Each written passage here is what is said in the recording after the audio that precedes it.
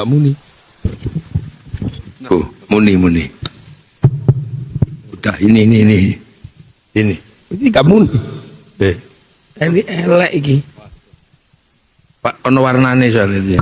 Ben enggak ekologis. Dah, ini aja. Assalamualaikum warahmatullahi wabarakatuh. Bismillah, alhamdulillah, wassalatu wassalamu ala rasulillah Sayyidina Muhammad ibn Abdillah wa ala alihi wa sahbihi wa mawalah, la hawla wa la quwwata illa billah. Pak Rektor, Pak Zainal yang saya hormati, para Wakil Rektor yang saya hormati, pejabat dan sivitas akademika IAIN UIN Gusdur yang saya hormati. Ini kalau disingkat jadi UGD. UIN Gusdur. Bahaya ini UGD. Berapa kampus? Dari Mak Jung. Moderator yang saya hormati, alhamdulillah. Madura ya. Ini dalam bahasa seminar seperti ini memang harus ada batasannya. Karena kalau nggak ada batasannya, ini nggak selesai sampai 7 hari. Ya, karena terus pidato nanti. Tadi bukaannya moderator itu sudah seperti mau itu hasanah. Ada salawat. Ada salawatnya. Kalau saya biar itu hasanah aja. Jadi gini, sebenarnya ada 2 hukum ya yang akan kita bicarakan itu kalau berbicara ekologi. Karena yang kita bicarakan ini sesuatu yang milik semua manusia, milik semua bangsa, milik semua agama, milik ras manapun. Karena yang kita bicarakan itu bumi sebenarnya. Bumi ini milik semuanya. Makanya kalau berbicara bumi kita pakai hukum alam, sunnatullah. Jadi dia nggak pandang bulu. Mau beragama, mau nggak beragama, kalau di tepi sungai pasti kena banjir. Itu hukum bumi. Mau soleh, mau nggak soleh, kalau gundul gunung ya longsor. Mau soleh, mau nggak soleh, mau bertuhan atau nggak bertuhan, kalau perahunya bocor ya tenggelam. Itu namanya hukum alam. Jadi jangan terlalu sentimental ketika berbicara hukum alam. Kenapa aku sudah menyembahmu masih kena longsor? Ya itu hukum alam. Kena rob. Pekalongan, sufi besar ada di Pekalongan. Kenapa rob? Ya nggak usah sentimental gitu loh. Itu hukum alam namanya. Jadi nggak usah jauh nariknya. Makanya kalau ekologi kok pakai bahasa jihad itu ya, semoga ini tidak seperti jihad di perang Badar aja. Jihad itu spesifik ya. Dari satu kata yang dulu sangat spesifik terkait dengan mengorbankan nyawa demi kemerdekaan manusia, itu dulu seperti itu. Terus kemudian maknanya digeser sana, geser sini, sampai akhirnya memperjuangkan calon istri juga berjihad. Ya kan? Ya lah, sufi itu juga spesifik dia. Pembersihan hati yang dikenal dalam dunia Islam, yang kemudian menjadi tasawuf, dia secara epistemologi dia spesifik. Akan tetapi ekologi ini dia universal. Makanya nah, mau kita mulai dari mana?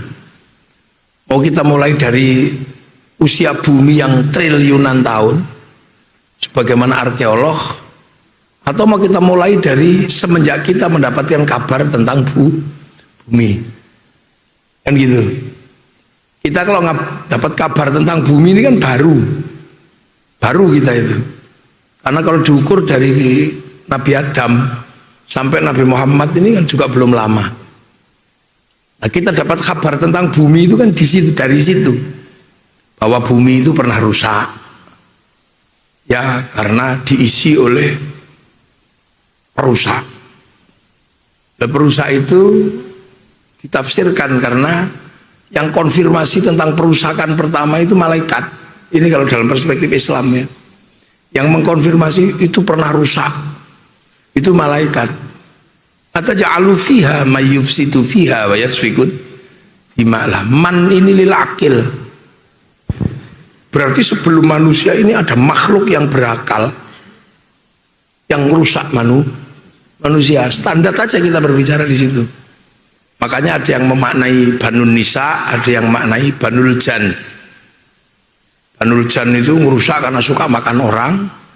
Banun Nisa karena semuanya perempuan. Ya. Nah, kemudian kita akhirnya berpikir, ulama harus tanggung jawab. Kalau Banul Jan mungkin masih kita bisa nalar ya. Tapi kalau perempuan semua itu yang ada cuma di Wonder Woman. Orang Yahudi itu kan bikin film Wonder Woman itu. Yang bintang filmnya siapa? Gadot itu siapa? Gal Gadot. Al-Haddad. Gal Gadot atau Al-Haddad. Karena di Madura jadi Al-Haddad. Itu kita bisa melihat. Dalam nalar kita, mungkinkah dunia ini semuanya perempuan? Bahwa perempuan bisa melahirkan, kita ada cerita tentang Nabi Aisyah. Jadi mungkin kalau perempuan itu beranak tanpa laki. Atau kita pernah dikenalkan dengan Helenisme, Zeus. Di mana Zeus itu bisa menghamili orang tanpa menyentuh. Sehingga Hera bisa punya anak Hercules. Ini sampai pikir, komparasi dari situ itu akhirnya kita ketemu dengan ilmu modern.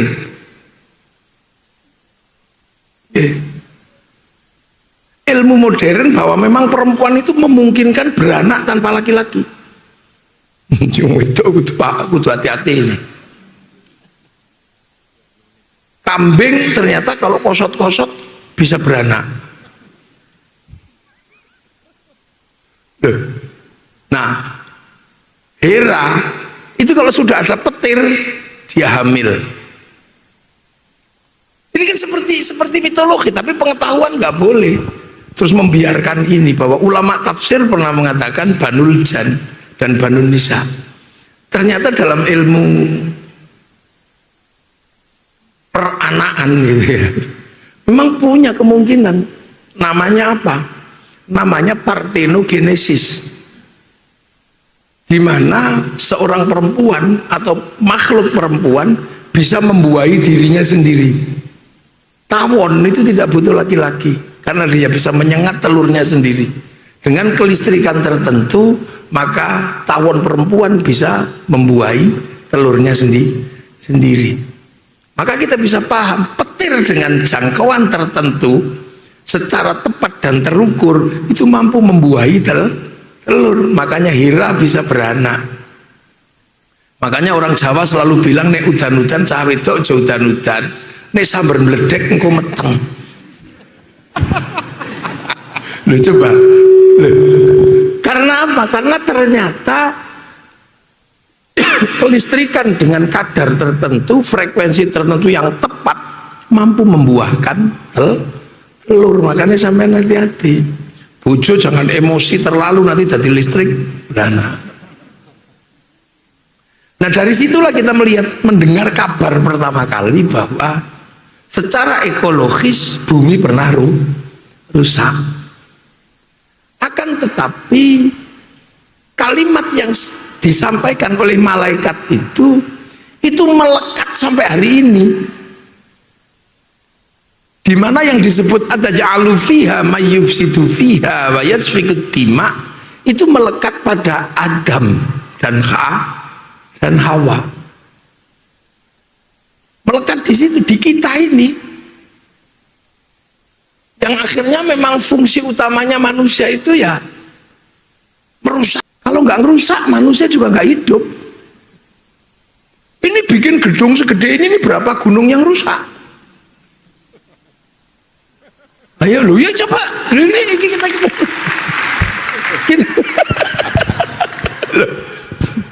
bikin gedung segede ini dari batu, ini berapa gunung yang dibegu, berapa nyawa tikus yang terancam.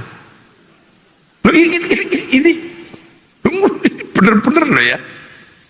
Terus ketika UIN Gus Dur ini didirikan, ini berapa tanah yang didatarkan sehingga Garangan pergi, Celeng pergi, Celeng loh.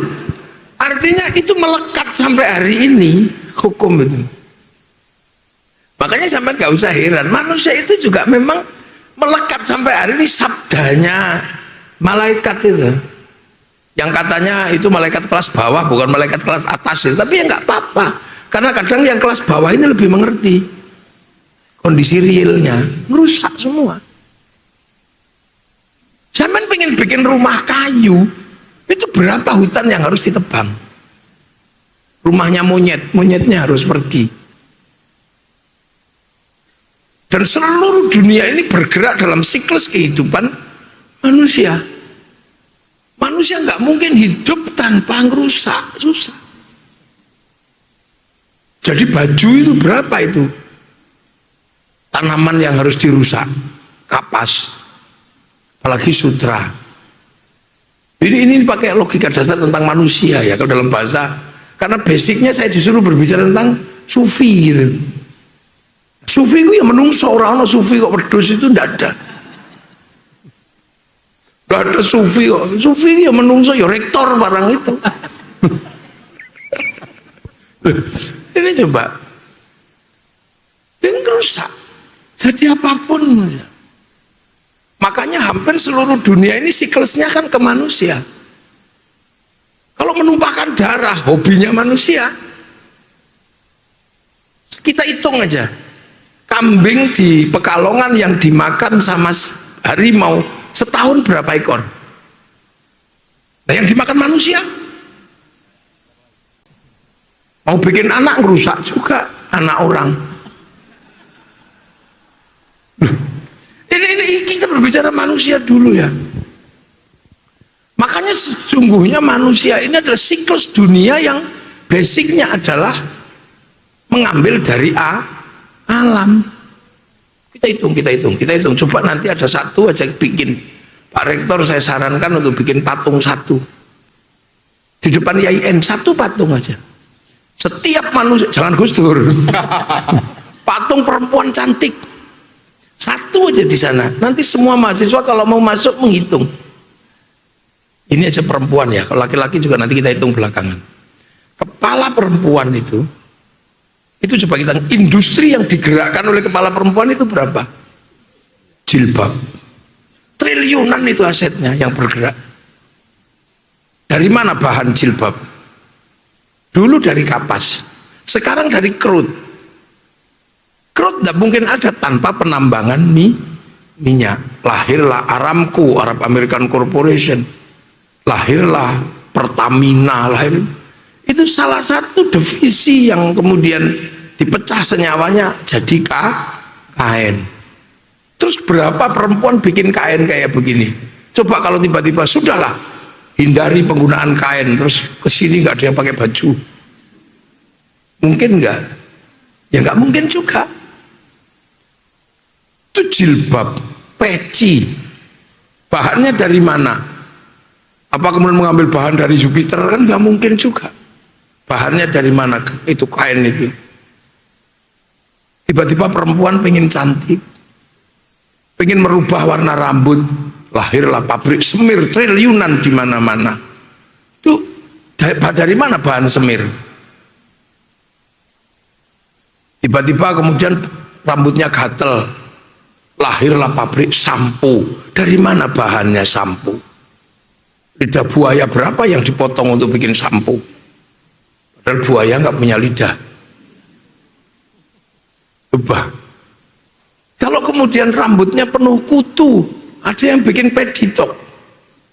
Triliunan asetnya itu berapa yang harus Jadi kepala manusia ini menghasilkan industri gede. Dan itu bergerak dari siklus yang ada di dunia. Makanya melahirkan satu sistem ekologi namanya ekosistem. Dan dia nggak bisa berdiri sendiri. Begitu rambutnya panjang, lahirlah pabrik gunting, logam, tambang. barbershop, Madura. Itu bergerak di situ coba berapa? Loh, kalau saya memang irit lingkungan, ekologis betul saya ini. Nggak pakai cukuran, nggak pakai semir, sampo sekali-sekali aja. Terus kutu juga sudah nggak ada, kelasnya udah kelas curu. Enak sih, ini bener. Nah, coba dari kepala ini eksploitasi alam berapa sudah? Hanya karena pengen indah. Bahannya dari mana kalau nggak dari alam? Muka perempuan begitu mulai bermasalah, lahirlah pabrik skincare, triliunan di situ, duit semua. Turun dikit gini, alis mata, pensil, berapa kayu yang harus ditebang untuk diisi pensil mata. Turun dikit isido. Nah iya, turun dikit ini ada namanya maskara yang idepe kurang panjang. Apal bojoku wedok. Ini industri gede, coba kita hitung. Mata tiba-tiba pengen berubah softland, kacamata, rumah sakit mata, dokter mata, fakultas kesehatan mata. Turun dikit, blast on. Ini blast on. Bagi perempuan yang mukanya kurang glowing ini kasih blast on. Itu bahannya dari mana coba yang triliunan duitnya itu? Ini lipstick. Bahkan Prancis, satu negara, bisa memanipulasi paradigma kecantikan lipstick. Masuk mulut odol, sikat, monyong dikit behel. Itu industri besar baru sampai di sini ya. Kumur-kumur anti kuman. Sini ada Firdaus minyak. Nek wong Pekalongan lengo katel. Bunuh katel. Jenggot cukuran, Tatra, Silet, Kul. Duit tok di sini. Dari mana bahannya? Ayo, kita hitung dulu wong iki menungso kok. Ke leher sini ada syal, ada dasi, ada kalung, liontin, tambang. Turun ke sini semuanya ada, konveksi dari yang dalam sampai yang luar, berapa kuadriliun ini digerakkan. Sampai ada baju sobek lebih mahal daripada baju utuh. Dari sini semua, belum dalamnya. Amit sewu, ini dari mana bahannya yang dibutuhkan manusia? Terus udel ke bawah. Ini triliunan asetnya udel ke bawah ini. Iya kan? Manusia punya bokong, lahir pabrik kursi. Kayunya dari mana? Kalau nggak nebang mau nih, duit itu kayu ini. Jadi kursi empuk gini ya nebang pohon. Nggak bisa terus belum, nggak bisa. Terus sekarang lubangnya itu butuh bahan gede semua, lubang bolongan belakang kita itu dubur, melahirkan pabrik WC mereknya American Style, Toto bersayap, semprotan tush, itu triliunan asetnya. Kalau lokal kan jumbleng. Ayo kita hitung satu-satu. Jadi kita nggak bisa kemudian kita hitung dulu dari manusia. Memang pemimpinnya manusia kok ya, kita pikir pemimpin dulu. Pemimpin IAIN, rektor ya, rektor dulu yang kita pikir kan, yang lain menyusul. Kalau yang lain belum punya mobil, rektor ya harus punya mobil. Gitu dulu rektor kok. Ini pemimpin dunia ini manusia, makanya kita hitung dulu. Itu aja kita udah pusing itu yang digerakkan oleh manusia. Begitu keluarnya terlalu lancar, pabrik intro stop, diapet, diatap. Begitu macet, dul kolak. Bahannya dari mana coba kalau nggak dari daun jambu, daun sing sepet-sepet gitu. Tutupnya pabrik katok, pabrik simpak, pabrik celana panjang. Itu bahannya dari mana? Dari alam semua. Karena manusia nggak mungkin membuat sesuatu tanpa kesediaan alam. Ayo. Belum lagi burungnya. Menghantarkan burung dipotong tik gitu. Itu mendatangkan tenda, catering karena walimatul khitan. Coba. Iya kan? Bagi yang kaya ya adilah didatangkan. Ini siklusnya manusia. Coba. Belum lagi kakinya, ada sepatu, bahannya dari mana? Kaos kaki, luluran. Lalu di situ itu dari mana bahannya? Setelah itu manusia jadi indah dan cantik. Pakai mobil, mosok wis ayu mobilnya Cherry lu Rawangun, Alphard. Duit piro itu?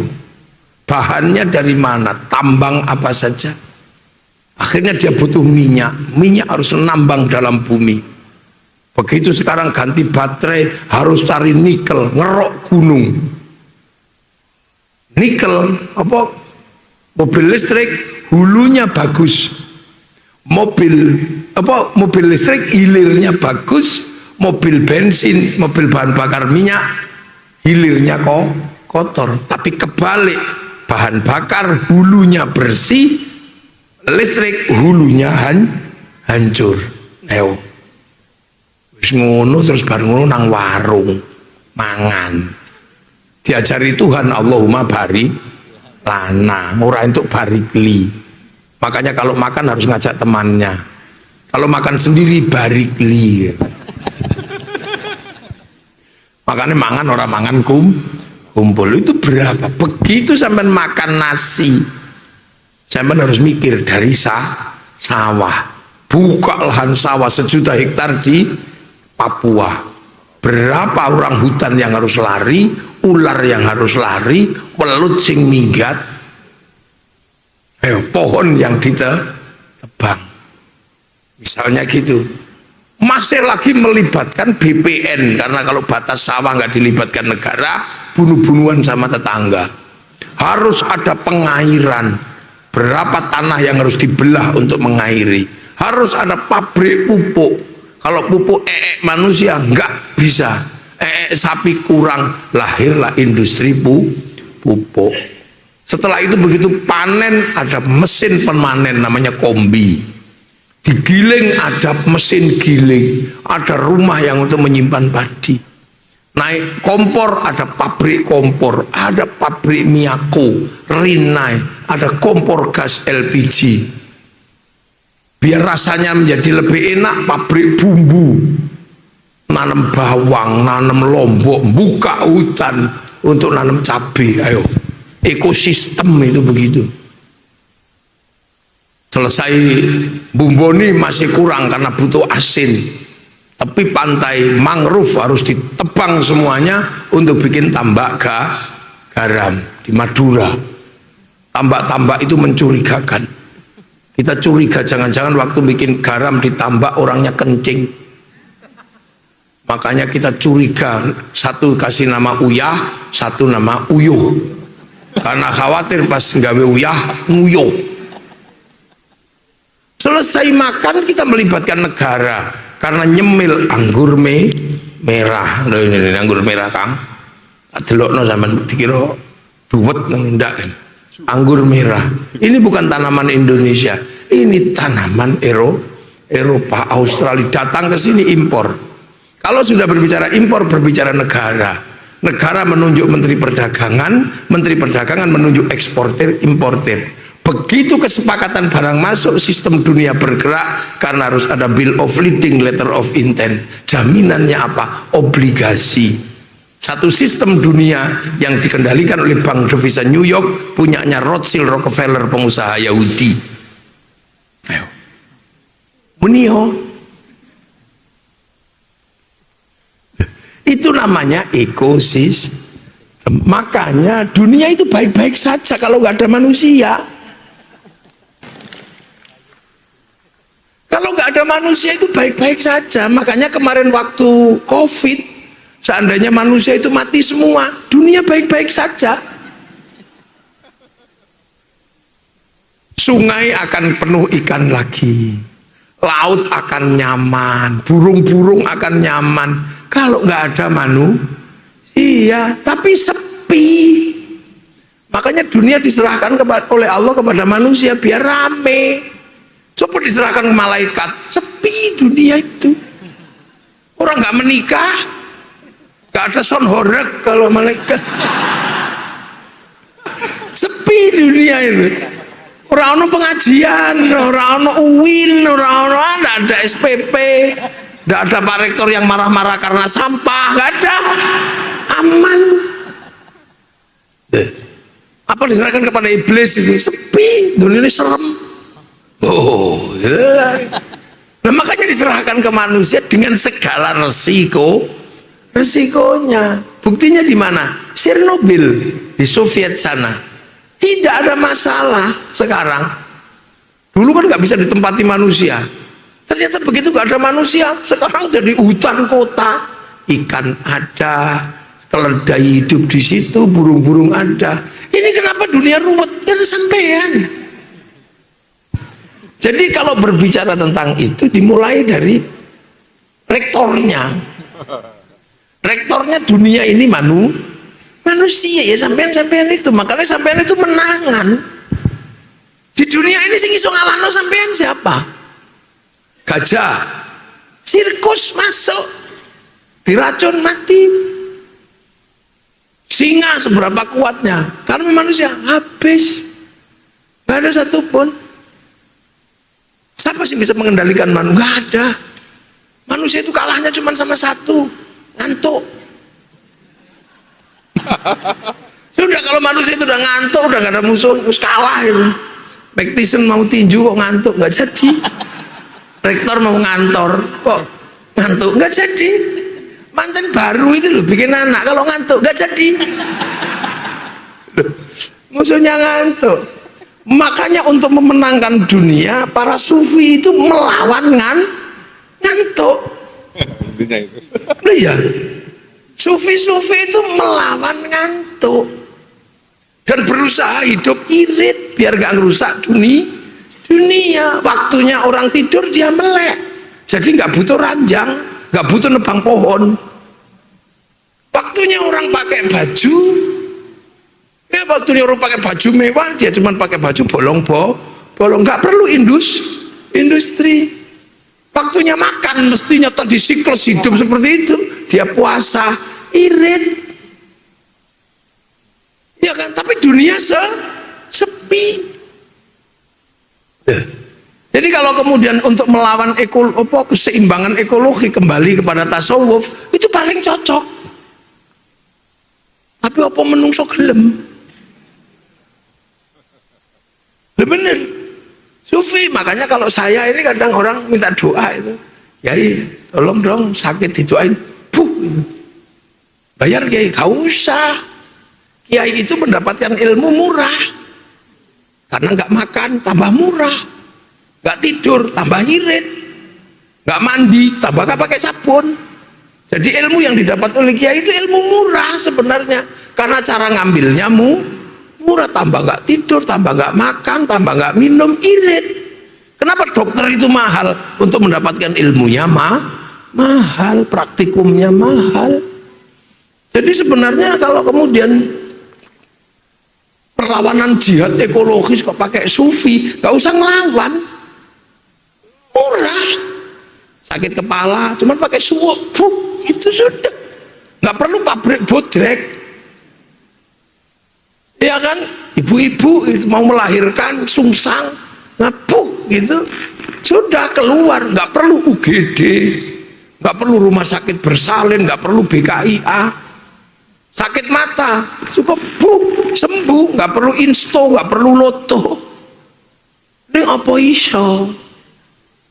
Itu makanya siklus itu. Makanya kalau berbicara tentang situ kita bisa melihat trennya, itu kan grafiknya kita bisa lihat. Zaman Nabi Adam kerusakan nggak ada, karena baru 2 orang. Urusan yang ada baru urusan I love you, Qabil sama Habil gitu aja. Nabi Idris sudah mulai masalah karena orang semakin banyak, sudah mulai malu kalau nggak pakai baju. Makanya Nabi Idris dikenal sebagai penjahit, tukang jahit. Tapi karena bajunya masih bolong-bolong, jelek-jelek, maka peletak dasar tasawuf pertama kali adalah Nabi Idris.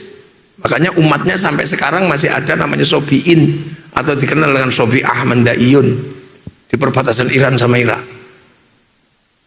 Tapi begitu zaman Nabi Nuh, manusia sudah semakin banyak, Allah mengeluarkan banjir, traumatik manusia. Semenjak itu manusia hobi menebang hutan, bikin perahu. Kenapa sekarang seandainya musim banjir nggak apa-apa, banyak perahu. Tapi ketika manusia pertama kali kena banjir, mati karena perahunya satu.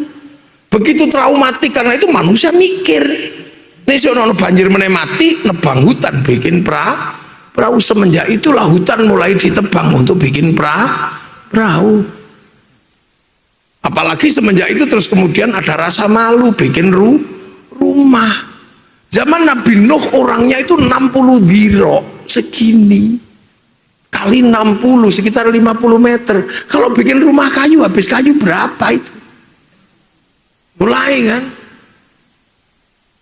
Itu zaman zaman Nabi Nuh terakhir, orang sudah mulai bikin patung, batu sudah mulai dieksploitasi untuk bikin perwujudan Tuhan. Mulailah manusia merambah gunung. Wah, apalagi di zaman Nabi Ibrahim, manusia sudah mulai mati gara-gara digigit nyamuk. Mulailah eksploitasi alam, mencari bagaimana obat nyamuk ada. Namrud mulai membangun bangunan-bangunan tinggi, sampai akhirnya Nabi Sulaiman membangun bangunan tinggi. Tapi lebih irit karena apa? Karena pakai jin. Gunung sudah mulai dirambah, dibikin King Salomon, tapi masih pakai jin, masih murah untuk ngangkat-ngangkat batu. Tapi lama-lama nenek moyang kita capek juga ngurus jin pengangkat batu, pakai wedhus kendit, ayam cemani, ribet. Akhirnya perubahan manusia mengarah kepada pembuatan alat bantu. Begitu alat bantu ada, namanya keren sama bego. Tidak lagi butuh wedhus kendit atau ayam cemani, tapi butuh minyak, pengembangan minyak. Dulu zaman Nabi Sulaiman enak, jatuh cinta sama Balkis, sering gitu datang. Ngurusi jin yang begitu capek. Maka sekarang lahirlah pemindahan orang, bukan lagi teleportasi, tapi transportasi, pesawat, mobil, eksploitasi alam pasti.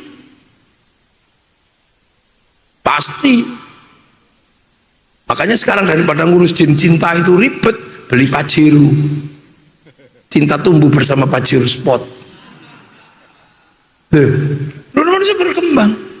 Makanya perkembangan manusia inilah yang kemudian membuat dunia ini. Tadinya aman biasa aja, tapi manusia butuh survival. Orang Eropa survivalnya beda dengan kita. Begitu Eropa kena musim dingin, dia mati. Maka bergeraklah ke seluruh dunia untuk mencari rempah. Butuh kapal, butuh ini. Sehingga mereka kemudian melakukan pergerakan ke seluruh dunia yang menghasilkan imperialisme. Gerakan pertama disepakati dalam kesepakatan antara Spanyol sama Portugis, namanya kesepakatan Edict of Demarcation. Dunia dibagi 2, timur ke barat. Salah satu imbasnya adalah perang yang ada di Selat Malaka, yang antara Portugis sama Malaka, antara Malaka Portugis sama Demak. Setelah itu mereka pulang membawa oleh-oleh. Negara Eropa banyak yang ikut perjanjian kedua, namanya Tratados de Tordesillas. Tratados de Tordesillas adalah perjanjian kedua yang menggerakkan eksploitasi internasional yang dibawa pimpinan Eropa. Berhasil semua, penjajahan di mana-mana, pembunuhan di mana-mana. Setelah keberhasilan itu lahirlah perjanjian ketiga namanya Saragossa yang menghasilkan gold, glory, dan gospel. Ini dunia bergerak. Habis itu dengan uang imperialisme ini mampu membangkitkan sistem teknologi baru. Mereka udah capek dengan cara kayak gitu. Lahirlah revolusi industri.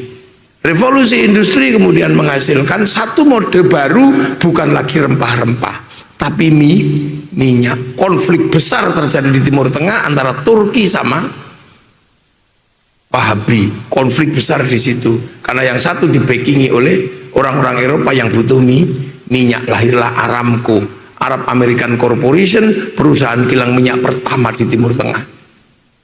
Mulai eksploitasi, lahirlah pabrik, lahirlah ini loh. Ini manusia, ketika kita berbicara manusia dunia. Nah, begitu ini akhirnya kesepakatan, disepakati lagi apa yang disebut dengan United Nation atau PBB, mensepakati sampai akhirnya hari ini kita bisa melihat begitu muncul blok baru namanya Shanghai Corporation, mendapatkan minyak bukan dari negara-negara Timur Tengah yang afiliasinya kepada Aramco, menghasilkan pergesekan yang puncaknya sekarang adalah konflik antara Iran sama Israel. Karena pasca revolusi industri yang benar-benar menikmati dunia adalah orang Israel. Dengan teknologi khususnya, dia jual teknologi itu kepada negara-negara Eropa. Maklarnya Amerika. Di Teknion anak-anak usia semester 2 sudah bisa mecah atom.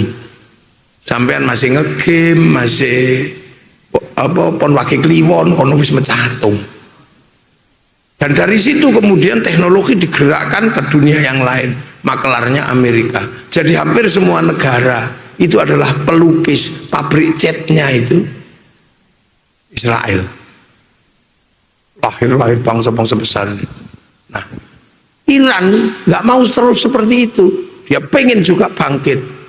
Maka dia berusaha produksi, dia juga mecah nuklir, mecah atom, dan mulai bisa. Akhirnya bentrok ini di dunia ini. Dan Iran punya kepengkayaan nuklir sekaligus punya bahannya. Dan dua bangsa ini adalah bangsa masa lalu yang sama-sama traumatik. Israel ada Namrud mati, ada Fir'aun mati, ada Nebukadnezar mati lagi, pindah ke Eropa ada Hitler mati lagi. Dia nggak mungkin percaya sama orang, bahkan dia menjadi bangsa yang mandiri. Iran bangsa terbaik karena dia Parsi, masuk Islam dapat pemimpin terbaik, mantu Nabi. Keren kan, masuk Islam langsung dipimpin menantu Nabi. Kita ini masuk Islam dipimpin kiai ono ini langsung keren, ikut Islam langsung dipimpin oleh menantu Nabi, mati dibunuh orang. Betapa nggak traumatiknya. Akhirnya imamnya diganti cucu Nabi, mati lagi dua-duanya. Satu dibunuh dalam Karbala, yang satu mati diracun istrinya. Traumatik dia. Ngangkat imam dari keturunan Nabi namanya Muhammad, hilang di usia 10 tahun.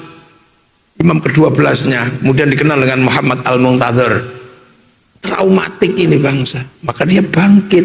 Kalau sampai ini dibiarkan, pasar dunia bergerak. Nah, Indonesia misalnya selama ini hanya menjadi pasar, kita nggak boleh bergerak. Karena kalau kita juga ikut produksi, pasar gede sekelas Indonesia pasti akan repot mereka. Maka paksa bangsa ini pasar. Maka kita bisa melihat betapa bangsa ini nggak boleh kenal dengan Iran. Bangsa ini nggak boleh kenal dengan Iran, karena kalau sampai kenal Iran, pinter. Karena NU apa ini kan punya Ya Rabbi Bil Mustafa, Balik Makosidana, punya Likhom Satun Utfibiyah, Kharol Wabak wa Fatimah. Kalau sampai ketemu sama Iran, pinter bangsa ini, IAIN ini pinter. Teknologi pinter, iso gawe nuklir, neng kene gawe mercon ora oleh. Ini by design gede tentunya. Iran kok nggak boleh, karena kalau sampai ketemu Iran, pinter sampean. Maka mindset kita sebagai kaum muslimin terbesar di dunia digeser ke negara gagal, geser ke Yaman. Mau belajar apa sampean ke sana? Tuh, ini duduk apa-apa. Loh, makanya kan kita seperti itu, Kang. Ini manusia dulu sebelum kita berbicara tentang jihad ekologi. Bertarung kita nanti kalau mau jihad ekologi. Mau ndak kita ini mengambil sikap sedikit zuhud. Zuhud itu ambil sebanyak-banyaknya, pakailah secukupnya. Bukan mesti nanting dulu bang, sampean manusia kok. Tiba-tiba jihad ekologi, ini orang ngerti butuhmu, mencret kamu nanti. IAIN jihad ekologi, padahal sebentar lagi bongkar gunung untuk bikin gedung. Sampean tiba-tiba mari jihad ekologi, mulai jadi kontraktor, melok nguruk tol. Waduh, dosa, ini gunung mana yang tak kerok ini. Makanya walladzi khalaqalakum ma fil ardi jami'a, kabeh untuk kalian. Tapi sampean kudu ngerti sak cukupe ya apa. Itu kan nggak ada batasnya. Sampean nggak ngerok, yang lain ngerok, karena ternyata semua kembali kepada manusia. Buka lahan sawit sebegitu banyak, CPU itu yang make juga manusia. Orang hutan goreng itu reneng. Nikel dibuka seluas-luasnya, segede-gedenya, yang pakai baterai sampean. Rauno munyok aku baterai ini. Malaikat apa meneh ora payu. Ya kan?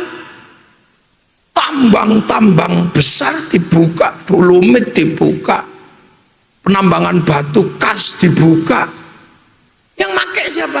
Manusia. Dan pasar manusia besar. Duit yang berputar di sini dari handphone aja berapa ratus miliar ini. Ya kan? Nah kalau yang punya Xiaomi ya murah lah. Yang pakainya Oppo ngono ya rada murah. Nah kalau yang pakainya iPhone ya mahal. Z Fold ya mahal. Huawei ya mahal. Nah, kalau pakai Polyphonic ya murah. Mengambil jarak dari pergerakan dunia yang eksploitatif dengan nalar tasawuf adalah menantang diri sendiri untuk hidup berada di dalam tahap hanya kebutuhan. Wani ora. Mulane sadurunge wani tenan tak nyangsik. Ngono kaya Kanjeng Nabi ngajak perang Badar. Siap perang, siap Rasul. Siap perang, siap Rasul. Begitu ngerti musuhe 3.000 sing budal mek wong 313. Mate sing wani mek wong iku tok, liyane mlayu. Ternyata begitu mari kita jihad ekologi. Enggak tahunya begitu wae budal karo wong pira. Ambe yang mawar budal bojoku njaluk Alphard, Kang. Bojoku lipstik elek ya nesu. Artinya itu kita sedang seperti itu. Kita selalu menghitung kerusakan, tapi sampean nggak pernah menghitung bahwa seluruh pasar kerusakan itu adalah manusia. Batu bara yang ditambang dengan eksploitasi yang luar biasa untuk membangkitkan PLN. PLN untuk ngetop listrikmu itu. HP yang sering ngirim. Betapa borosnya sampean ngirim. Bobok yo ngirim. Udah makan lom ngirim. Itu listrik apa? Bisa tidak kita menggunakan handphone secukupnya? Neng omah AC, turu AC, kipas-kipas ora. Tapi kipas-kipas juga mesti memotong daun kelapa. Dunia itu siklus sih. Makanya kalau kemudian jihad ekologis, saya tantang sampean. Berani ndak? Paling sing wani mek 12. Loh kenapa? Karena penting, jihad ekologis itu penting untuk menyelamatkan ekosistem, itu penting. Eksploitasi dihindari itu penting, tapi yang ditantang adalah kelakuan kita sendiri. sendiri. Jadi kita jihad itu sedang tidak melawan ekologi, bukan. Jihad melawan dirimu itu loh yang konsumtif, melawan diri kita sendiri yang eksploitatif itu. Itu sedang kita lawan. Maka edukasi tentang ekologi itu menjadi penting untuk sekedarnya. Ning sekolahnya kan yo advokasinya lama, sampai harus litigasi baru bisa advokasi. Kalau enggak ya, nah itu. Makanya kadang kita ini bicara demonstran, enggak apa-apa. Ini presiden jelek, ini enggak apa-apa. Ini presiden kok 5 tahun tok, baru ganti, sampean sing ganti ya ora apa-apa. Tapi kalau jihad ekologis itu yang kita tantang diri kita sendiri. Sampean misalnya murah sebenarnya. Sekolah pakai sendal jepit, ora oleh kok karo rektor kok. Harus pakai sepatu. Lah sepatu pabrik ngambil dari tambang dari apa? Oleh ora. Murah kalau misalnya dimulai IAIN apa UIN Gus Dur pakai sendal jepit. Bakia. Irit itu tapi kayunya juga ditebang. Loh ya kan? Rektor tidak lagi pakai mobil, pakai sepeda ontel biar sehat. Ya lucu loh rektor kok ngontel itu apa? Rektor ya Mercy utawa Alphard karena simbol Kiai.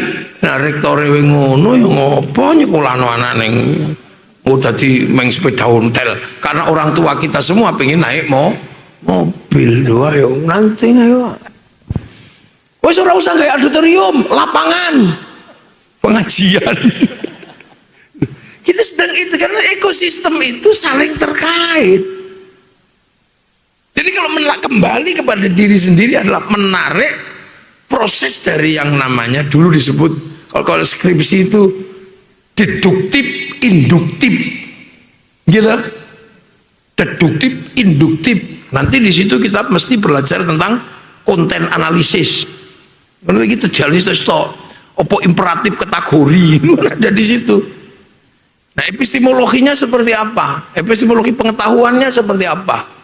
Ada banyak di situ. Karena pada akhirnya menantang diri sendiri. Makanya tasawuf dari dulu itu lahir ketika dunia sudah eksploitatif. Syariat ketika eksploitatif lahir tasawuf.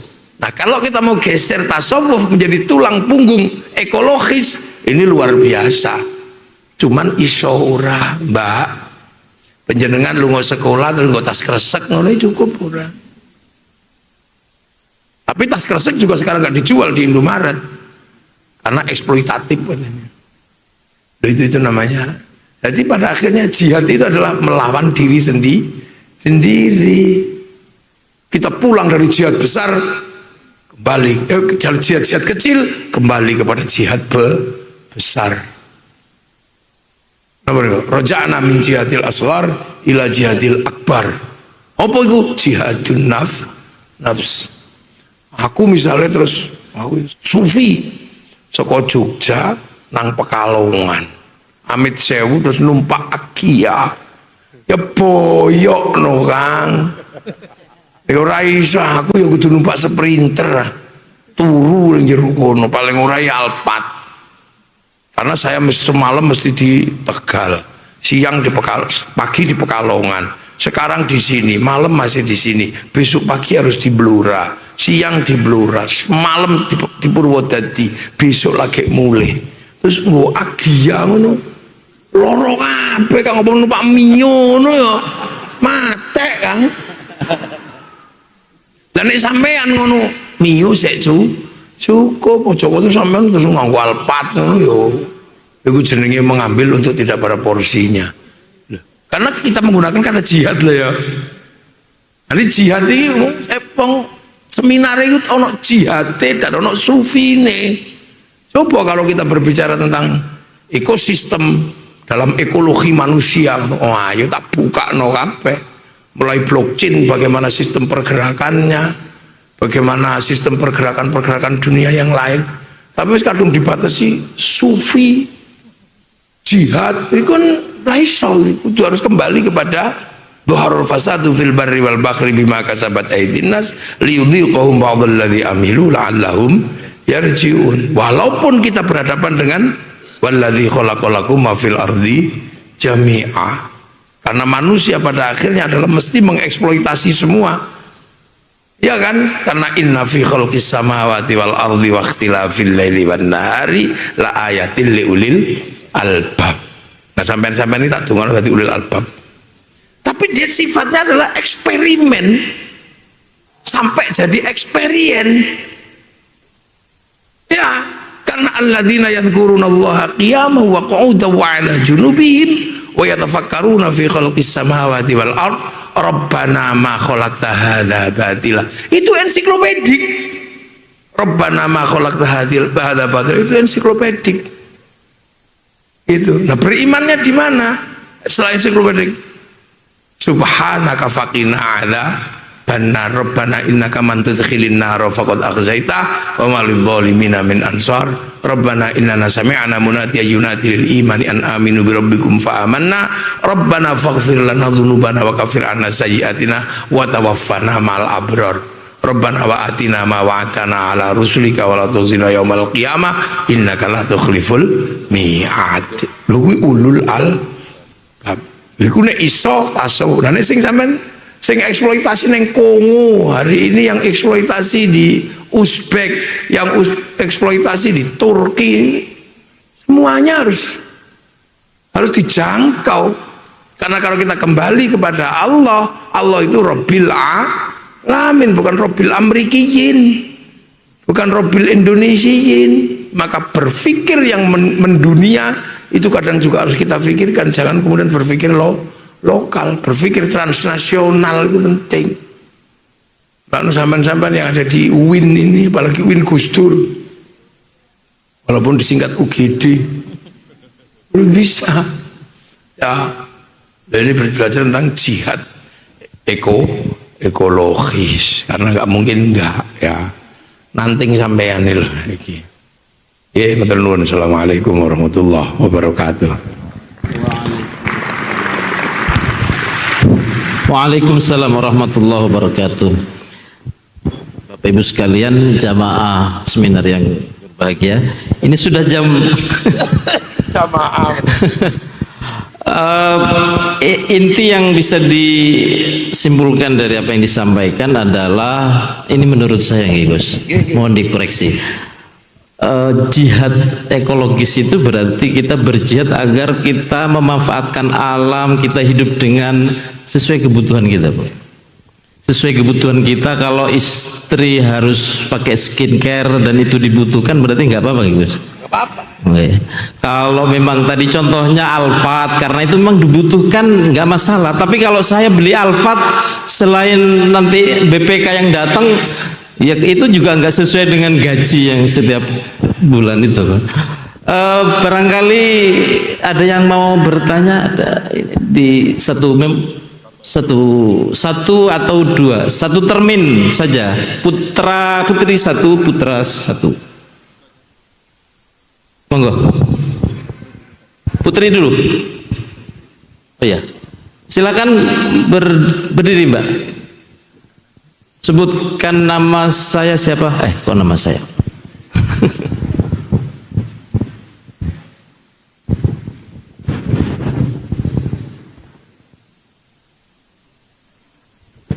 Dipencet Mbak.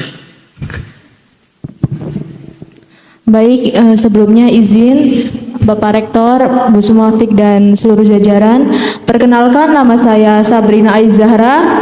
Saya Prodi Pendidikan Agama Islam tahun masuk 2024. Izin bertanya tentang Indonesia sendiri kan negara yang kaya akan sumber daya alam.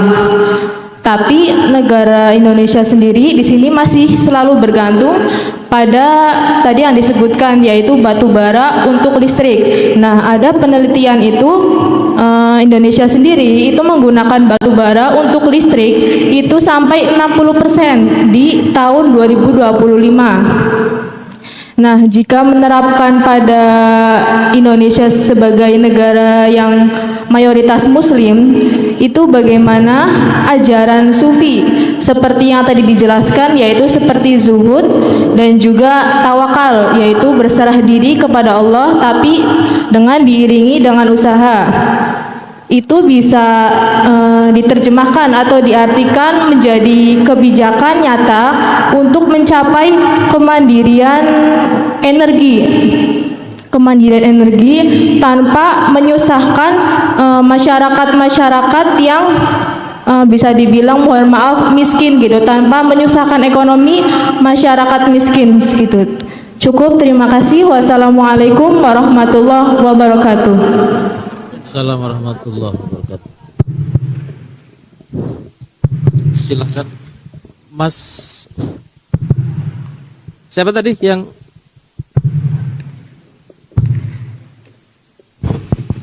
mic-nya, tolong mic.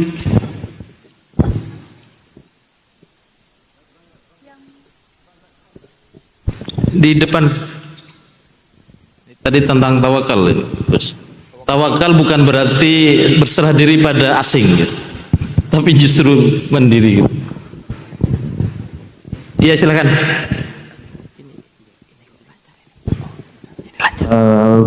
Bismillahirrahmanirrahim. Assalamualaikum warahmatullahi wabarakatuh. Perkenalkan, nama saya Wahyu Hidayat Priyono Putra, dari Prodi Pendidikan Islam Anak Usia Dini. Saya mau menanyakan, kan tadi dijelaskan bahwa jihad ekologis selalu dikaitkan dengan bagaimana kita bisa menahan diri kita atau bagaimana kita berperilaku atau mengkonsumsi sesuatu. Akankah jihad ekologis ini bisa untuk menjadi alat atau istilah yang menuntut bagi orang yang tanda kutip mengeksploitasi atau yang punya keputusan dalam merusak alam, atau lebih tepatnya istilahnya itu tentang keadilan iklim. Sekian.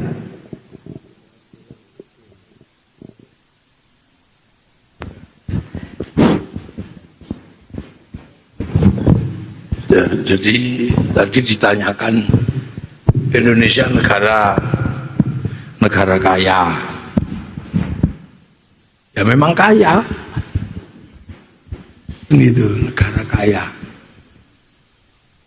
PLN pakai batu bara. Ya memang dulu PLN itu pakai batu bara.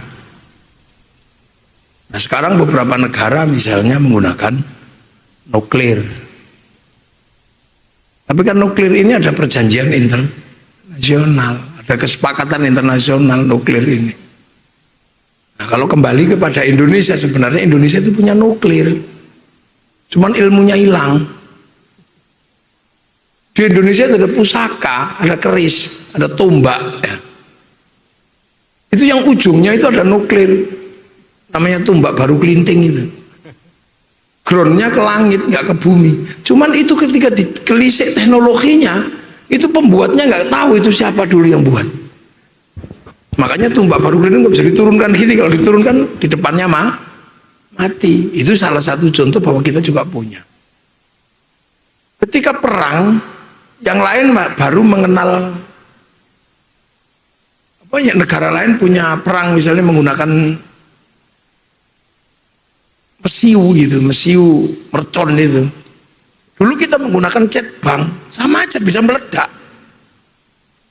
Cuman kembali kepada titik itu sesuatu yang nggak mudah. Makanya kemudian pasar internasional membidik negara-negara yang kehilangan orientasi indigenous knowledge-nya, indigenous culture-nya. Negara-negara yang masih punya kekuatan indigenous knowledge itu bangkit biasanya dari kekuatan lokal.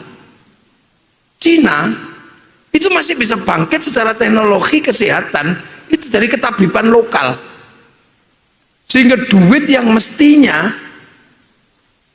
dikeluarkan untuk belanja obat itu bisa dikembalikan ke dalam negeri dengan apa? menghidupi obat-obat lokal.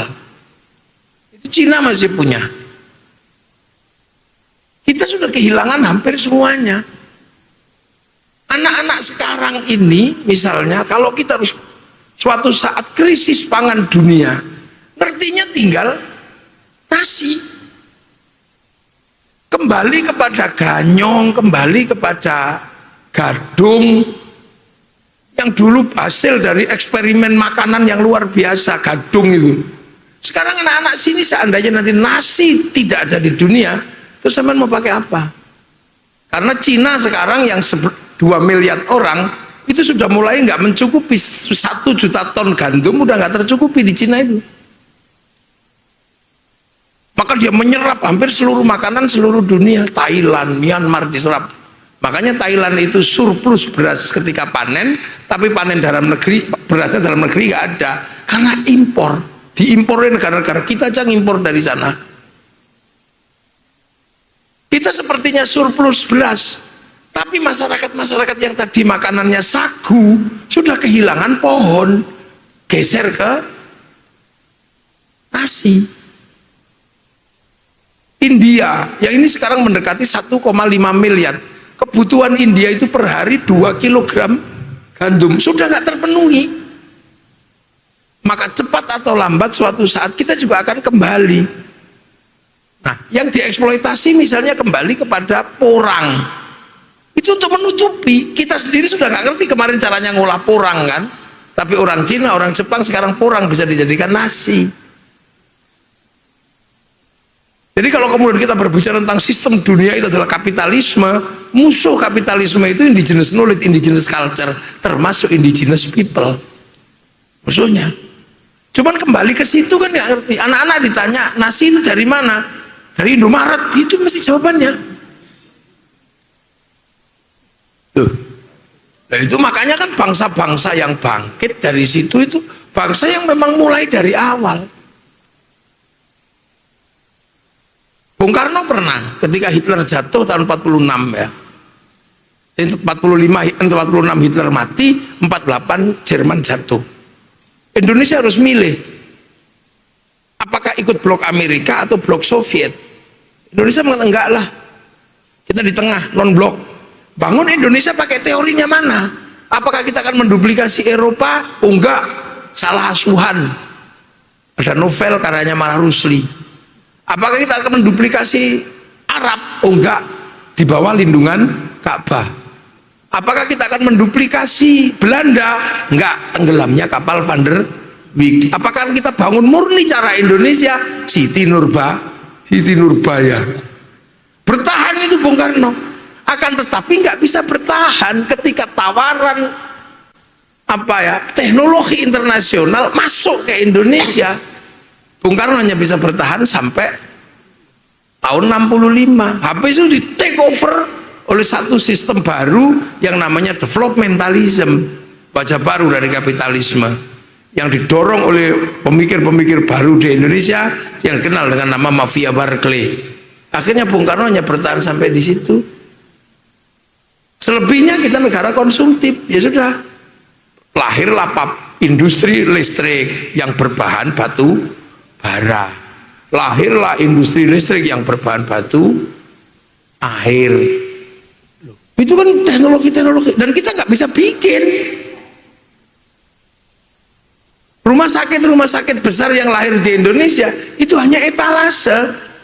Obatnya semua dari internasional. Konveksi di Indonesia mesinnya nggak dibikin di dalam negeri. Bahkan jarum masih otoritasnya Cina. Tekan Cina nggak dikirim jarum, konveksi macet di Indonesia. Zaman mau macam-macam dengan Jepang, tutup pentil itu nggak dikirim, macet pabrik bank di Indonesia. Keras dengan Amerika, nggak usah banyak-banyak. 5 kali transaksi 5 juta dolar di bursa Singapura, mati kita. Nggak bisa bertahan karena apa? Inggris memberikan otoritas kepada Singapura dan Malaysia sebagai negara persemakmuran untuk mengajukan waktunya 1 jam lebih awal dari waktu Jakarta, sehingga bursa efeknya buka 1 jam lebih awal dari waktu Jakarta. Makanya Pak Jokowi memindahkan ibu kota IKN ke Indonesia Tengah agar dalam pertarungan digital kita memungkinkan untuk melawan mereka. Tapi kemudian kitanya nggak paham, akhirnya teriak-teriak itu yang kandang apa bayi jin buang anak atau apa banyak, karena kita yang nggak tahu itu nggak paham atau sudah di sana. Itu menjadi masalah. Seluruh jalur perdagangan harus lewat Singapura, Malaysia, Selat Malaka. Itu berawal semenjak tahun 1515 ketika Malaka jatuh ke tangan Albuquerque Portugis, sehingga negara-negara yang tadinya negara maritim mau bergerak ke internasional tidak bisa dicegat sama Portugis. Perubahan dari negara lautan berubah menjadi negara daratan. Maka Pak Harto misalnya mau membuka jalur tanpa lewat Selat Malaka agar direct buka pelabuhan Sabang di Aceh, gagal karena GAM. Pengen direct buka sistem perdagangan langsung dari otorita Batam, gagal karena demonstrasi buruh. Memang mudah kan bayangannya, nggak mudah, semuanya berat. Apalagi kita ini mulai tidak cinta pada bangsa dan negara, dikit-dikit jelek.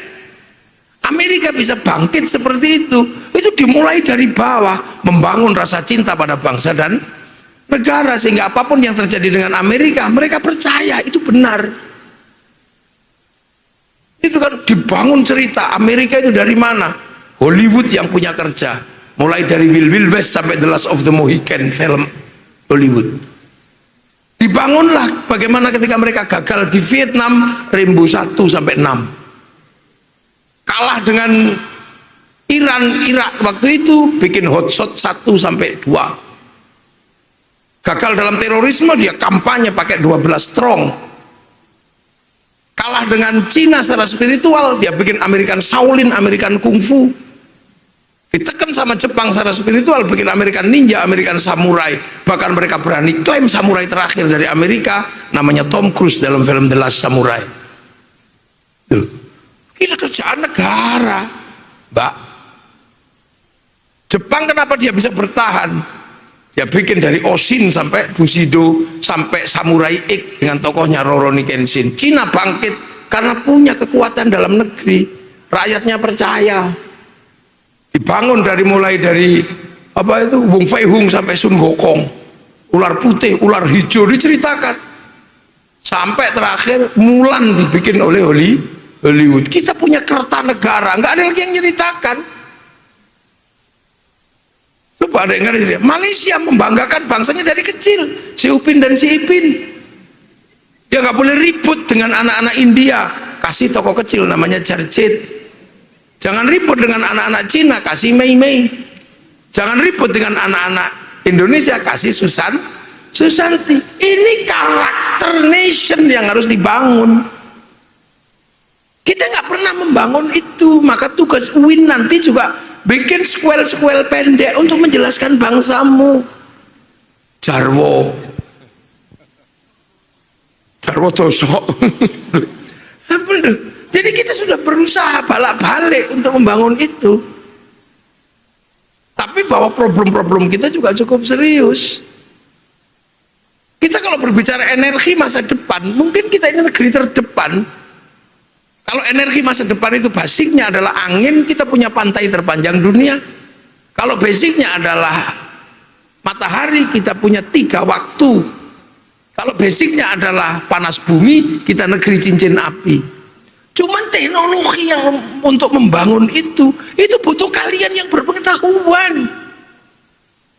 Butuh anak-anak saintek itu nanti. Kalau anak fakultas dakwah nggak usah diurusi. Suruh ngaji aja bagaimana dunia stabil, tidak ribut, stabilitas ada, roda ekonomi berjalan. Yang menyerap pasar itu fakultas dakwah. Muludan, pasar ingkung terserap, pasar son terserap, tenda terserap, itu bagiannya fakultas dakwah, nyerap pasar. Yang bikin pasar biar anak-anak saintek, anak-anak kedokteran. Itu kalau ada masalah biar fakultas syariah yang urus. Kalau sudah bulat dalam urusan agama biar usuluddin yang urus. Ya kalau sudah bermasalah dengan akhlak biar fakultas adab. Dan ada masing-masing, itu kerjanya Pak Rektor. Kalau manusia sudah mulai bermasalah dengan dirinya, fakultas kedokteran, dunia mulai dibangun, integrated, nggak bisa sendiri-sendiri. Kita nggak ada yang bangun, punya polisi dijelek-jelekkan, punya tentara dijelek-jelekkan, padahal itu alat negara. Punya presiden jelek, apa-apa jelek, dan kita hobi. Sementara dunia ini sudah dunia digital, keluar dari dunia analog. Saudara mulai belajar jujur, karena kita sekarang semuanya menggunakan sistem data. Bapak-bapak kita ini sudah nggak bisa nipu. Lagi di mana Pak? Lagi di masjid, video call, buyar kita gimana ini? Lari ke sana.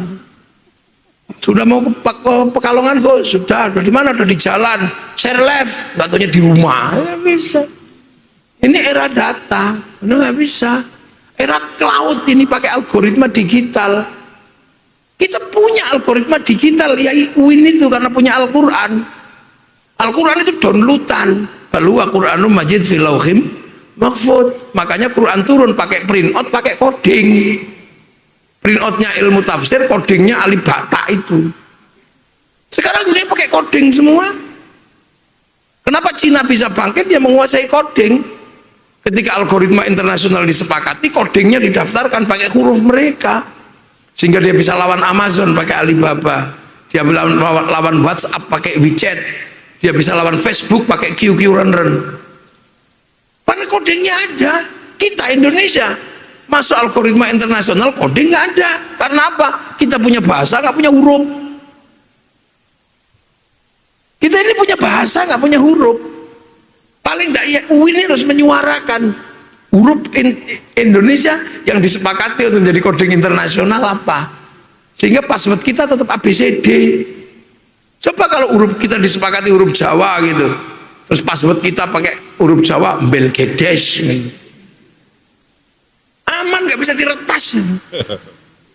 Ini problem-problem gede yang mesti satu-satu diselesaikan. Jadi menyelesaikan Indonesia ini nggak mudah, karena negeri kepulauan, negeri yang banyak, harus berpikir semua. Kan itu. Termasuk tadi yang disampaikan oleh pertanyaan kedua, apa tadi? Yang kedua tadi yang laki-laki itu. Tadi nggak ada pertanyaan sebenarnya, jadi saya biarkan. Oh, nggak ada pertanyaan. Apa yang ditanyakan tadi, Mas? Apa sih? Apakah jihad ekologis itu bisa sebagai tanda kutip istilah untuk menuntut orang yang lebih bertanggung jawab terhadap alam yang dirusak itu? Ya, kalau jihad ekologis itu, Mas, dimanapun yang dihadapi itu kan regulasi. Regulasi lah, negara itu punya regulasi.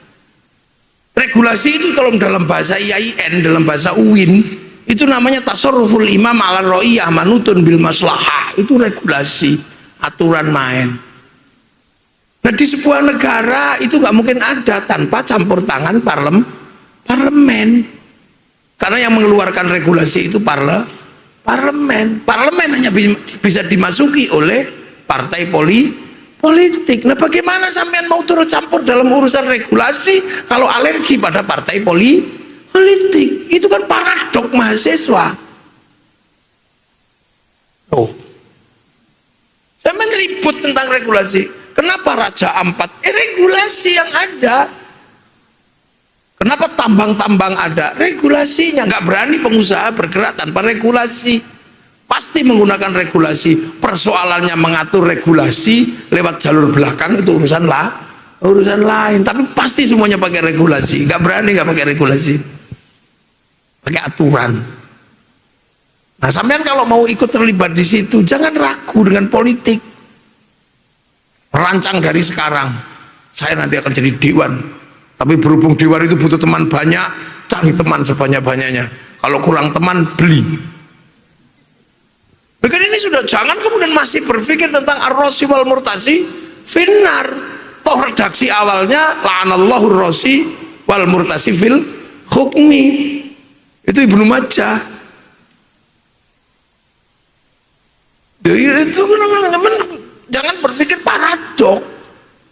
jihad ekologi, tapi kita nggak bisa menahan diri dari konsumtif. Pengen negara baik, regulasi jalan, sampai anti partai politik, karena regulasi dan partai politik ini paralel. Malayatimul wajib illa bihi fahuwa wajib. Jadi harus ada penjembatannya. Al halalu bayyinun wal haramu bayyinun, la talbisul haqqa bil batil, itu jelas. Tapi kalau kondisi realnya adalah membutuhkan satu hukum baru agar nggak rumit di situ, ya ad-daruratu tubihul mahdhurat, al-masyaqqatu tajlibut taisir. Jadi ada titik-titik komprominya. Innani anallah la ilaha illa ana fa'budni wa ma khalaqtul jinna wal insa illa liya'budun, ini tegas. Tapi kalau itu nggak paralel dengan manusia yang lumrah, yang yufsidu fiha wa yasfikud dima, makalul khata' wan nisyan, kalau itu nggak paralel, ya harus ada jalan keluarnya. Makanya ada jalan keluar yang dikeluarkan oleh Ibnu Athaillah As-Sakandari, apa? Titik dalam kitab Hikam itu jelas. Namanya sing iktimat alal amal nuqsanur rajai inda wujudis jalal, min alamatil iktimadi alal amal nuqsanur rajai inda wujudis jalal. Pasti ada jalan keluarnya. Mu'tazilah bikin jalan keluar buntu, at-tauhid, al-adlu, al-wa'du wal-wa'id, akhirnya buntu, ketemu al-manzilah bainal manzilatain. Begitu al-manzilah bainal manzilatain ruwet, harus pakai kekuasaan, lahir amar ma'ruf nahi mungkar. Terus berkembang. Ini dunia ini nggak statis, dia bergerak. Jin pensiun, malaikat pensiun, itu ada nanti. Wong kuncinya di manusia. Lu jin banyak pensiun sekarang.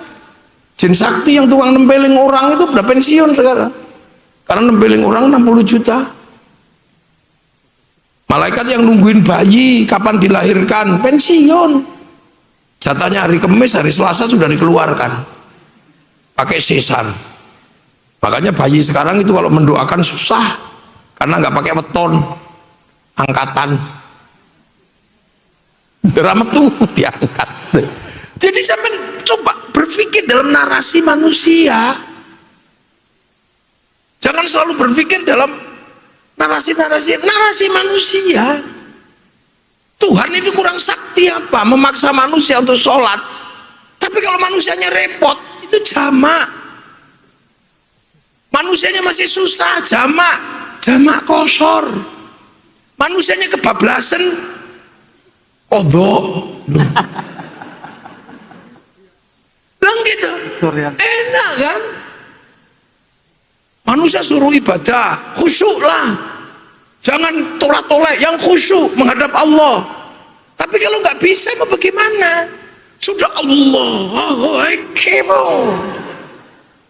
tiba-tiba ada, Bu, sarungnya bolong, ting-ting, bakso. Apa yang dilakukan oleh Allah? Marah nggak? Enggak, udah deh, nggak usah dipikir begitu, tenang aja. Ubudullah ka'annaka tarahu fa illam takun tarahu fa innahu yaraka. Ya udah deh, kamu ibadah sama aku, yang penting kamu seolah lihat aku. Kalau kau nggak lihat aku, yakin aku lihat kamu. Akhirnya Allahu Akbar, jangan gerak, dilihat manusia, dilihat Allah. Allahu Akbar, ini wajah tuh aja. Tiba-tiba ada ding ding, bakso. Nggak apa-apa, sampai dari awal sampai akhir dengerin bakso boleh. Yang nggak boleh itu lupa, diawasi Allah, akhirnya pesen 2 mangkok Pak. Nah itu nggak boleh. Karena manusia ini yang Allah bikin ini, Allah tahu banyak sekali titik komprominya, nggak mungkin enggak.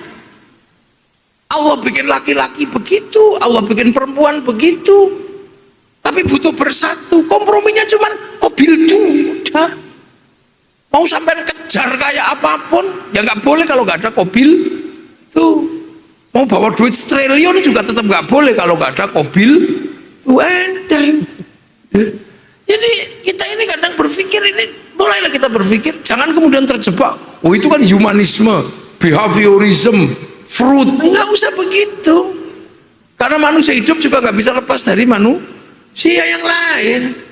Sampai sholat ini yang bikinkan sarung orang Cina. Nah kenapa Cina yang bikin? Nah, Cina yang mikir. Akhirnya Cina yang kaya sampai yang miskin.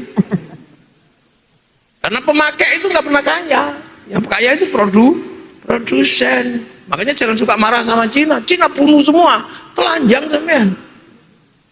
Sampean teriak-teriak Yahudi, Yahudi. Lu sampean setiap pergi haji pakai pesawatnya orang Yahudi. CSR-nya orang umroh dan haji dari Indonesia cukup bikin bom nuklir. Itu ngebom Gaza sama Iran. Sementara kita rajin sekali umroh. Kalau kemudian bunuh orang Yahudi, semuanya ya renang kita dari Pekalongan situ.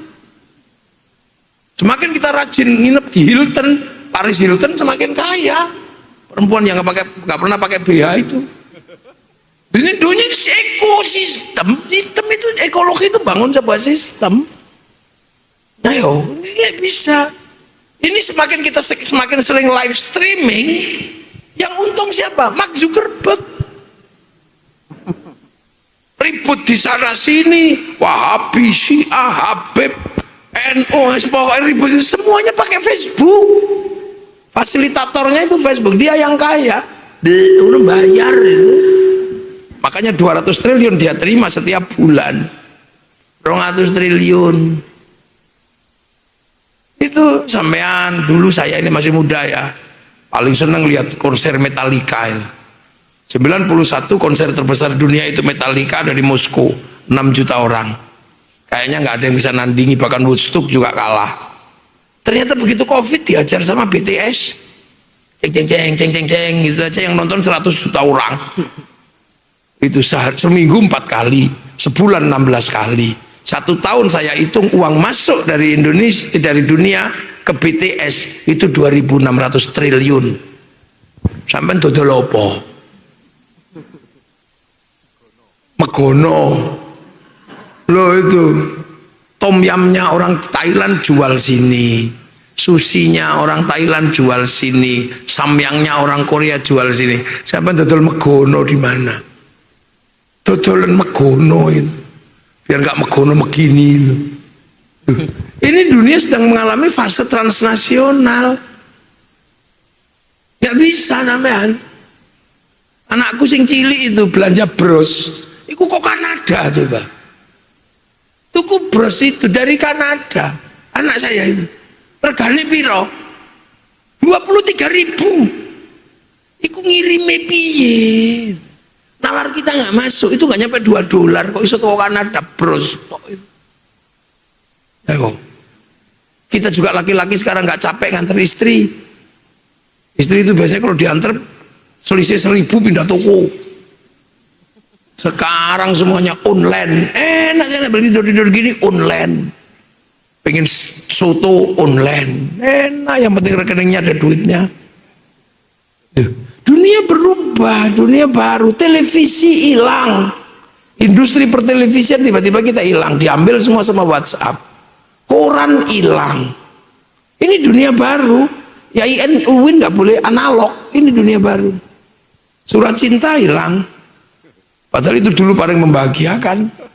Kalau sudah warnanya pink, baunya melati, bau genderuwo, cocok. Untukmu kekasihku. Entah kenapa semenjak kamu merantau ke Pekalongan, aku merindukanmu.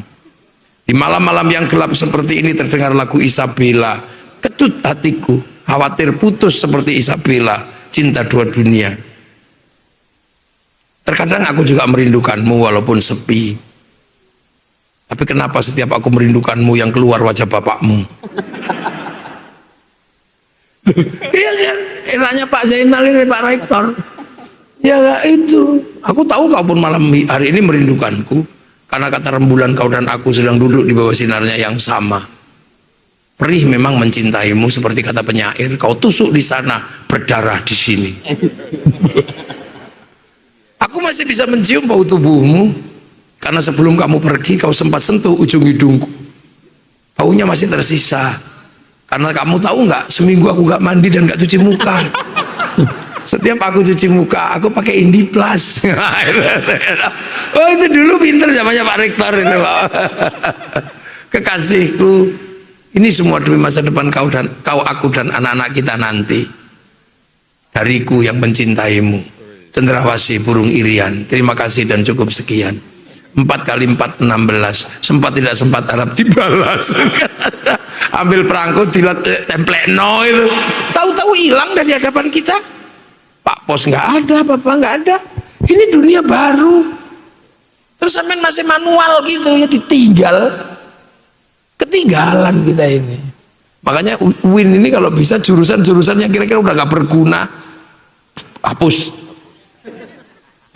Dosennya kalau nggak bisa di-upgrade, keluarkan. Udah gitu geser ke TU. Itu jangan mempertahankan jurusan yang sudah gak ada gunanya.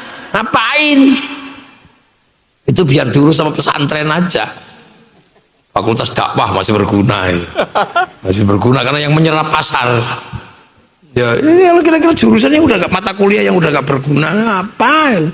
Yang satu hal yang gak boleh hilang dari mata kuliah UIN itu satu aja, Islam ditinjau dari berbagai aspeknya. Jadi bisa Harun Nasution. Makanya anak UIN itu apa-apa aja bisa karena pernah mata kuliah belajar Islam ditinjau dari berbagai aspeknya. Iya, 4 jilid. Covernya biru lu mesti hafal ini.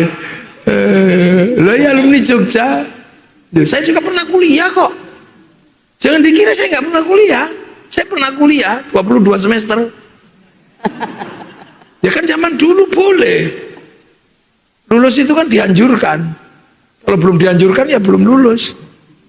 Jadi makanya saya itu di kuliahan itu dulu kan ditanya dosen, kamu nggak masuk, nggak boleh ikut ujian. Alah itu kan kalau bapak datang saya nggak datang dihitung. Yang saya datang bapak nggak datang nggak pernah dihitung. Oh iya toh, nah, iya buah enak dulu. Jadi kuliah itu enak. Apalagi dulu IAIN Jogja, wah enak ebal. Kosnya setahun cuma 75.000. Itu sudah elit tuh, kos 75.000 setahun itu. Kamar mandi luar tapi tidurnya di luar. Itu jihad deh. Dulu IAIN, Institut Agama Islam Negeri, Wali Songo, pokoknya wali-wali lah. Makanya kalau Gus Dur ya wali, berarti makanya jadi nama IAIN. Wali 10, wali negara. Jadi sampai nggak usah berkecil hati di situ-situ. IAIN, saya keliling dunia itu karena IAIN. Mungkin diantara ini di sini yang banyak kali keliling dunia itu saya. Ujung-ujung Afrika saya udah datang semua. Negeri Eropa mana yang nggak pernah tak datangi. Negeri paling dingin di seluruh dunia udah pernah tak datangi. Minus 70 di Yakutsk, perbatasan Siberia sana. Kencing aja nggak bisa keluar. Karena begitu mau keluar, cep, itu langsung garing. Jangan berkecil hati. Jadi